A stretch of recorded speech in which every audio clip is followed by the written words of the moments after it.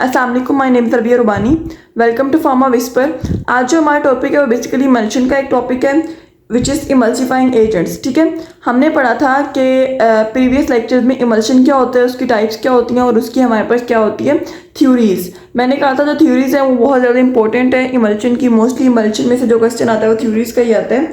और उसके बाद जो हमारे पास क्वेश्चन आता है वो एक इमल्सिफाइंग एजेंट्स का आता है और उसकी हमारे पास डिफरेंट टाइप्स मीन के क्लासिफिकेशन का आता है। तो आप लोगों ने अगर थ्योरीज वाला लेक्चर नहीं लिया तो वहाँ से जाके आप ले सकते हैं, प्लेलिस्ट में अपलोड है। ठीक है, अच्छा, हमने पढ़ा था कि इमल्शन जो होती है it is a biphasic liquid dosage form. ठीक है, biphasic liquid dosage form in which liquid molecules are dispersed as globules in the other liquid phase. Mean कि एक लिक्विड फेज जो होती है वो एज अ ग्लोब्यूल्स क्या होती है, डिस्पर्स्ड होती है दूसरी लिक्विड फेज में और with the help of emulsifying agents, emulsifiers या इमल्जेंट्स। ठीक है, तो हम कहते हैं कि जो इमल्सिफाइंग एजेंट्स हैं जो हमने उसको क्या कहते हैं ग्लोब्यूल्स को डिस्पर्स करने के लिए इस्तेमाल किए थे, आज हम उसको डिस्कस कर रहे हैं। ठीक है, ऐसे सब्सटेंसेस जो हमारे पास ऐड किए जाते हैं इमल्शन में to prevent the coalescence of the globules of dispersed phase. Mean के जो डिस्पर्स्ड फेज है पार्टिकल्स हैं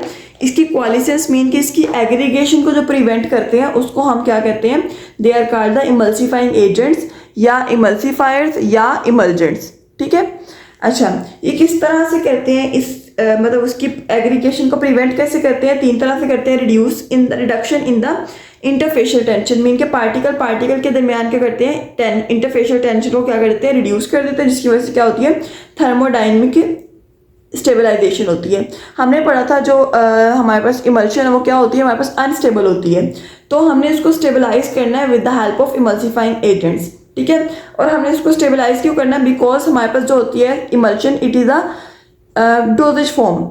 जब डोजेज फॉर्म होती है वो हमारे पास एक स्टेबलाइज्ड डोजेज फॉर्म होनी चाहिए जो इसकी अपनी प्रॉपर्टीज हो, एक स्टेबल हो। ठीक है, ताकि हमने उसको एडमिनिस्टर करना ओरली भी, इंजेक्टेबल्स के तौर पे भी। ठीक है, तो इस वजह से हमारे पास क्या होनी चाहिए, वो एक स्टेबल इमल्शन होनी चाहिए। उसको स्टेबल करने के लिए हम यूज़ करते हैं इमल्सिफाइंग एजेंट्स। तो जब हम इंटरफेशियल टेंशन को रिड्यूस कर देते हैं तो क्या होती है, हमारे पास थर्मोडायनेमिक स्टेबलाइजेशन होती है।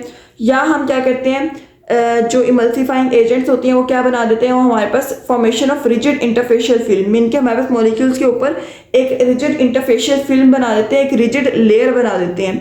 जब वो रिजिड लेयर बन जाती है दो पार्टिकल्स या दो से ज़्यादा पार्टिकल्स पे, तो क्या होता है उनकी आपस में अट्रैक्शन या इंटरफेशियल टेंशन क्या हो जाती है, कम हो जाती है, जिसकी वजह से क्या होता है मैकेनिकल बैरियर प्रोड्यूस होता है और उनकी एग्रीगेशन नहीं होती।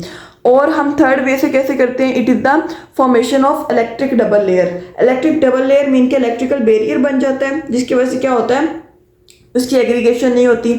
अच्छा, उसके बाद हम कहते हैं हमारे पास क्या होता है, इमल्सिफाइंग जो एजेंट्स होती है उसकी कुछ आइडियल प्रॉपर्टीज होती हैं कि वो स्टेबल होना चाहिए और इमल्शन में जो दूसरे पार्टिकल्स हैं ना, मतलब कि फ्लेवरिंग एजेंट्स, कोई भी एक्टिव एजेंट्स, उनके साथ रिएक्ट नहीं करना चाहिए। ठीक है, कंपैटिबल होना चाहिए, नॉन टॉक्सिक होना चाहिए, लिटिल ऑर्डर, टेस्ट और कलर। मीन के हमारे पास जो इमल्शन है ना उसका कलर आना चाहिए, उसका टेस्ट आना चाहिए, ना कि इमल्सिफाइंग एजेंट्स का। ठीक है, तो ये उसकी स्टेबिलिटी या एफिकेसी पे इफेक्ट नहीं करना चाहिए इमल्शन की। अच्छा, उसके बाद हम कहते हैं कि हमारे पास क्या होता है, ये जो टेम्परेचर है और पीएच है इसको टॉलरेट करने वाला होना चाहिए। उसके बाद ये विस्कोसिटी ऑफ इमल्शन, इमल्शन की विस्कोसिटी को इंक्रीज कर दे और लोअर क्वांटिटी में यूटिलाइज हो और लोअर क्वांटिटी में ही क्या हो, इफेक्टिव भी हो। उसके बाद हमारे पास आता है HLB सिस्टम। HLB सिस्टम क्या होता है, ये प्रॉपर्टी है इमल्सिफाइंग एजेंट की। इसमें हम कहते हैं this is hydrophilic lipophilic balance. ये क्या होता है, हम एक सरफेक्टेंट मॉलिक्यूल है, एक सरफेक्टेंट मॉलिक्यूल का हेड जो होता है वो हाइड्रोफिलिक होता है, टेल क्या होती है, लिपोफिलिक होती है। तो एक सरफेक्टेंट मॉलिक्यूल है, उसका जो बैलेंस है ना दोनों का, उसको हम क्या कहते हैं, this is hydrophilic lipophilic balance. It is the balance of strength of hydrophilic and lipophilic portion of surfactant molecule. Mean के डिफरेंट पोर्शन का क्या है, बैलेंस है। ग्रिफिन था एक हमारे पास साइंटिस्ट, उसने क्या किया था, उसने स्केल डेवलप किया था जिसमें हमारे पास क्या होता है इन दोनों के पोर्शन का एक बैलेंस रखा जाता है। इसको हम कहते हैं this is called the HLB scale. ठीक है, हर इमल्सिफाइंग एजेंट के पास क्या होता है, हाइड्रोफिलिक पोर्शन भी होता है, लिपोफिलिक पोर्शन भी होता है। अगर एक इमल्सिफायर के पास हाइड्रोफिलिक पोर्शन ज़्यादा है, ठीक है, वो ज़्यादा हाइड्रोफिलिक है, तो क्या होगा, वो हमारे पास प्रमोट करेगा water in oil in water emulsion को। क्यों ऑयल इन वाटर को क्यों करेगा? बिकॉज हमारे पास हाइड्रोफिलिक है, वाटर लविंग है, तो हमारे पास ज़्यादा इस फेज में, इस इमल्शन में ज़्यादा, मतलब कि हमारे पास डिस्पर्शन मीडियम कौन सा है? वाटर है। मीन कि हमारे पास जो एक्सेस क्वांटिटी में वो वाटर है, तो हाइड्रोफिलिक है, वाटर लविंग है, तो एक्सेस क्वांटिटी को ही फेवर करेगा, तो ऑयल इन वाटर को फेवर करता है। अगर लिपोफिलिक होता है तो किसको करता है? वाटर इन ऑयल को। अच्छा, उसके बाद हम कहते हैं हमारे पास जो HLB सिस्टम है उसकी रेंज होती है 0 to 20। अगर हमारे पास मोर हाइड्रोफिलिक है तो उसका HLB वैल्यू भी उसकी ज़्यादा होगी, 10 to 20 होती है। अगर मोर लिपोफिलिक है तो उसकी HLB वैल्यू क्या होती है? लो होती है, यानी कि 0 to 10 होती है। डिफरेंट वैल्यूज़ दी गई हैं, ये आप लोग देख लीजिएगा, ठीक है। अगर लॉन्ग में आता है तो आप लोगों ने सारा लिखना है। उसके बाद हम आते हैं हमारे पास क्लासिफिकेशन पे, कि ये जो हमारे पास क्लासिफिकेशन है, मीन के इमल्सीफायर्स है, उनकी क्लासिफिकेशन क्या है? 4 टाइप्स होती हैं: natural emulsifying agent, synthetic, finally disperse solids and auxiliary emulsifiers.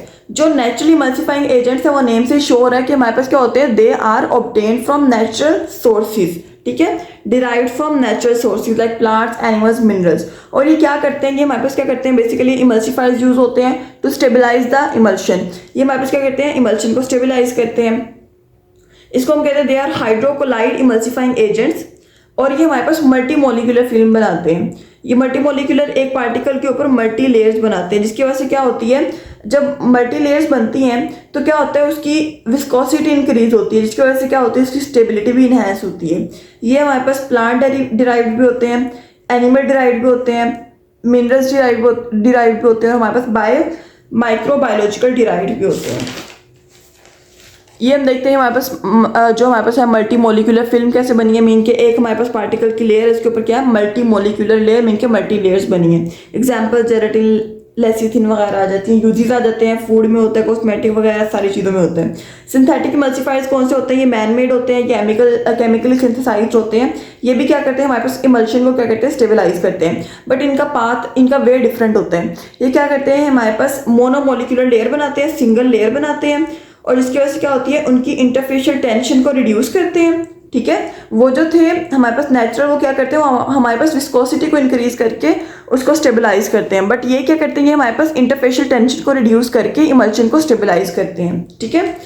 अच्छा, उसके बाद हम कहते हैं कि ये जो हमारे पास सिंथेटिक है, इसकी क्लासिफिकेशन आती है एनायनिक होते हैं, मीन के हमारे पास नेगेटिव चार्ज होता है सरफेक्टेंट मॉलिक्यूल पे। कैटायनिक होते हैं, positive charge, non ionic charge होता ही नहीं है, और एम्फोटेरिक दोनों चार्ज होते हैं। देन इसकी यूजेस आ जाते हैं, ठीक है। उसके बाद हम आते हैं थर्ड टाइप पे। थर्ड टाइप हमारी कौन सी है? This is finally dispersed solids. Finally dispersed solids के क्या मतलब है? हमारे पास ये जो एक पार्टिकल है उसके ऊपर क्या है? Finally dispersed solid particles, mean के हमारे पास क्या होते हैं? सॉलिड पार्टिकल्स डिस्पर्स्ड होते हैं।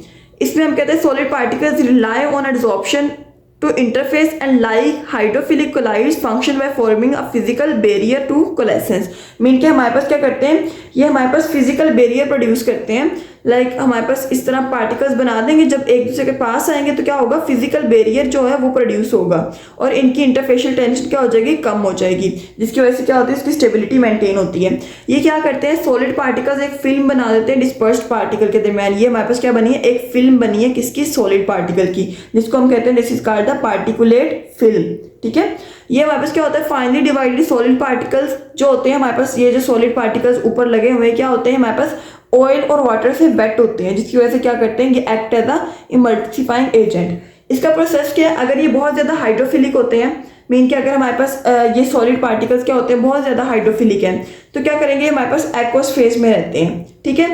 एक्वस फेज में रहते हैं, मीन कि हमारे पास एक्वस वाली साइड पे रहेंगे, कि अगर हमारे पास ये वाटर है ना, तो अगर ये बहुत ज़्यादा हाइड्रोफिलिक है तो क्या होगा? ये वाटर वाली साइड पे रहेगा। अगर ये बहुत ज़्यादा लिपोफिलिक है तो ये वाले जो अंदर आ जाएंगे, ठीक है, ये अंदर लेयर बना देंगे। अगर हाइड्रोफोबिक है तो ऑयली फेज में डिस्पर्स होंगे, ठीक है।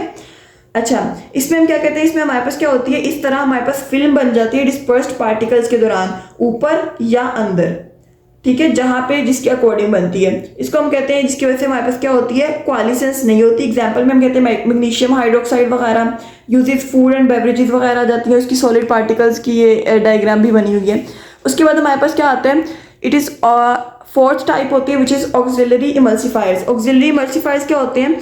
ऐसे कंपाउंड्स जो कि हमारे पास इटसेल्फ तो स्टेबल इमल्शन नहीं बनाते, बट वो क्या करते हैं, वो एक्ट करते हैं as a thickening agents, mean के वो हमारे पास हेल्प करते हैं by acting as a thickening agent. कि हमारे पास क्या करते हैं, वो हमारे पास एक्ट करते हैं like they are thickening agents और हमारे पास स्टेबिलिटी में हेल्प करते हैं। और हम कहते हैं ये इंप्रूव करते हैं स्टेबिलिटी को, शेल्फ लाइफ को, अपीयरेंस को और परफॉर्मेंस को इमल्शन की, ठीक है। और इसकी uses food and beverages, cosmetics, pharmaceutical products वगैरह इसके हमारे पास यूजेस में आ जाता है। तो हम कहते हैं हमारे पास कुछ एडिटिव्स होते हैं जो कि हमारे पास इमल्शन के फॉर्मुलेशन में यूज़ होते हैं। एडिटिव्स मीन के एक्स्ट्रा सब्सटेंसेस, ठीक है। एक्टिव एजेंट के बाद मतलब कि हमारे पास एक होता है ना एक्टिव इंग्रेडिएंट, उसके अलावा हम जो चीज़ें डालते हैं, फर्स्ट ऑफ ऑल हम क्या डालते हैं, हम एंटीऑक्सीडेंट्स डालते हैं। जो ऑटो ऑक्सीडेशन होती है ना, मतलब हमारे पास इमल्शन में क्या होती है, ऑटो ऑक्सीडेशन हो जाती है, किसकी वजह से, फ्री रेडिकल्स की फॉर्मेशन की वजह से। तो हम उन फ्री रेडिकल्स की फॉर्मेशन को कैसे प्रिवेंट करते हैं, हम उसके लिए क्या करते हैं, हम एब्सेंस ऑफ ऑक्सीजन, ठीक है। हमारे पास क्या होता है, ऑक्सीजन की जो मतलब एयर वगैरह होती है उसको हम एक्सेस एयर को रिमूव कर देते हैं। Free radical chain breakers use करते हैं बाय रिड्यूसिंग एजेंट, ठीक है, रिड्यूसिंग एजेंट डालते हैं। ऑटो ऑक्सीडेशन इमल्शन में होती क्यों है, क्योंकि वहाँ पे डिसॉल्व्ड एयर हो जाती है, मीन के हमारे पास लिक्विड की फॉर्मुलेशन में हमारे पास क्या होती है, कोई एयर इंट्रैप हो जाती है, या हमारे पास लिक्विड में कोई एयर डिसॉल्व होती है, जिसकी वजह से क्या होती है, हमारे पास ऑटो ऑक्सीडेशन होती है। या हमारे पास क्या होता है, लार्ज इंटरफेशियल एरिया होता है ऑयल और वाटर सरफेस के दरमियान, वो कम होना चाहिए ना, ज़्यादा हो जाता है तो क्या होता है, ऑटो ऑक्सीडेशन होती है। सिलेक्शन ऑफ एंटीऑक्सीडेंट किस चीज़ पे डिपेंड करता है, स्टेबिलिटी पे, जो हमारे पास एंटीऑक्सीडेंट यूज़ हो रहा है, टॉक्सिसिटी पे, टेस्ट पे, ऑर्डर वगैरह पे, उसकी कंपैटिबिलिटी, जो उसकी कंपैटिबिलिटी है उस पर डिपेंड करता है। एग्जांपल्स हैं ascorbic acid, gallic acid, L tocopherol, ये सारे क्या है हमारे पास एंटीऑक्सीडेंट्स हैं। उसके बाद हमारे पास कुछ एंटी माइक्रोबियल प्रिजर्वेटिव्स भी यूज़ होते हैं, मीन के हमारे पास माइक्रोब्स को किल करने के लिए। उसको हम कहते हैं जो प्रिजर्वेटिव यूज़ होते हैं उनकी क्या क्वालिटीज़ होनी चाहिए, लेस टॉक्सिक, हीट और स्टोरेज के लिए सूटेबल होना चाहिए, मीन के वहाँ पे डिग्रेड ना हो जाए, और केमिकली कंपैटिबल होना चाहिए, एक्सेप्टेबल ऑर्डर, टेस्ट, कलर वगैरह होना चाहिए, और क्या होना चाहिए, अनआयनाइज्ड फॉर्म में होना चाहिए, ताकि वो हमारे पास क्या होता है किसी भी माइक्रो ऑर्गेनिज्म के अंदर इजीली पेनिट्रेट कर सके, ठीक। हमारे पास क्या होना चाहिए, रीजनेबल कॉस्ट होना चाहिए, effective against fungus, yeast, bacteria वगैरह, इन सबके अगेंस्ट क्या होना चाहिए, इफेक्टिव होना चाहिए। एग्जाम्पल्स में हम इसके कुछ एग्जाम्पल्स देखते हैं, like acid and acid derivatives, benzoic acid वगैरह, एल्डिहाइड, फिनोल्स, ठीक है। इसके अलावा हमारे पास आते हैं विस्कोसिटी एजेंट्स, क्या होती हैं, हाइड्रोफिलिक होते हैं नेचर में और डिस्पर्स्ड होते हैं, ठीक है, वाटर में, ताकि हमारे पास क्या करें, विस्कस सोल्यूशन दें और हमारे पास इमल्शन की जो हमारे पास स्टेबिलिटी है उसको इन्हांस करें, ठीक है। कुछ हमारे पास हाई मोलिकुलर वेट होते हैं जिसको हम कहते हैं ऑयल इन वाटर इमल्सिफायर्स में यूज़ करते हैं, इमल्शन में यूज़ करते हैं। कुछ कोलेस्ट्रॉल होते हैं जो हमारे पास क्या होते हैं, वाटर इन ऑयल इमल्शन में यूज़ होते हैं। कुछ हमारे पास इमल्सिफाइंग एजेंट्स होते हैं, ठीक है, जो हम यूज़ करते हैं, वो हमने पहले डिस्कस कर लिया है वो कौन से होते हैं, क्या होते हैं, उनकी क्लासिफिकेशन कौन सी होती है, ठीक है। ये सारा था आज का लेक्चर, जिसमें हमने पढ़ा था कि हमारे पास इमल्सिफाइंग एजेंट्स, उनकी टाइप्स और नेक्स्ट एडिटिव्स, ठीक है। होप सो समझ आ गई है। बाकी अगर आप लोगों को इसके नोट्स वगैरह चाहिए तो डिस्क्रिप्शन में व्हाट्सएप ग्रुप का लिंक है, और अगर कुछ नहीं समझ आया आप लोग पूछ सकते हैं। जज़ाकल्लाह।